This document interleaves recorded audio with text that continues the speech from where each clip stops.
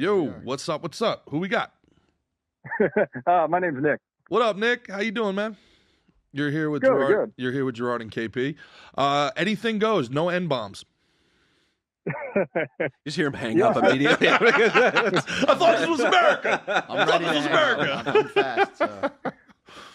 Yeah. Well, I just figured I'd call because I usually work a lot, but I listen to podcasts for 12 plus hours a day because I work a job where I'm able to do that.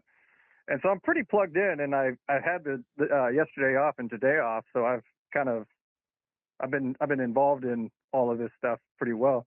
And I just want to talk about the fact that, Tuesday and Wednesday are the days that are known to be the best days to release any kind of news. Nobody likes Mondays. Nobody likes Fridays. So it's usually Tuesday, Tuesday preferably. So when Pam Bondi had announced last week that she was going to be releasing this stuff, I was expecting it to be Tuesday, Wednesday. When that never happened, I was like, that's unusual, because that's usually the days that people would want to do something, especially as big as the Epstein files. And then and then I noticed that on the docket was the UK Prime Minister yesterday and today Zelensky. So this whole thing feels like it was a PR stunt to try to get attention or draw attention out of this, because now today nobody's talking about the Epstein stuff. Everyone's just talking about Zelensky. Nick, I think you're so right, and I'll actually take what you're saying a step further, and you're right. When people want to do what's called a news dump, they do it like 4 o'clock on Friday because nobody cares anymore. It's the weekend, right? Doing it on Thursday and doing this whole dog and pony show, I think it's actually more nefarious. I think that Pam Bondi, remember, she said that she had seen the files, she had the files, they were disgusting, they were repulsive. And now she's trying to claim that, the FBI has the files. So either she's lying about one or the other. She can't be honest here at all with anything she's saying. I think it's impossible for us now to believe that the Trump administration is going to keep their campaign promise of releasing these files unredacted. I think now what they are doing is laying the groundwork for plausible deniability.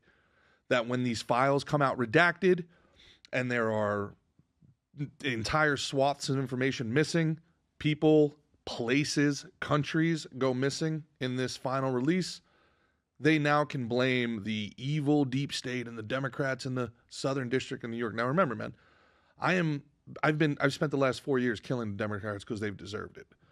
But if the Democrats were operating in this manner, we would be doing backflips over how unconstitutional and secretive this is. And you have to be fair.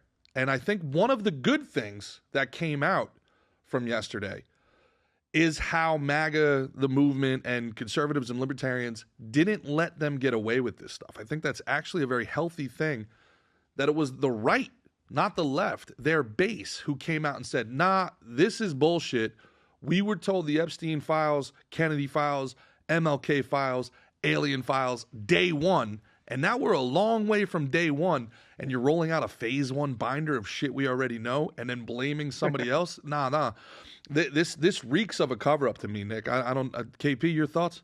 I think Nick's making good points, man. I think you're nailing it, too. I think the only way we can really bring the country together right now is to have the entire story told by Dylan Mulvaney in a TikTok. I think that has to be the only way we can do it.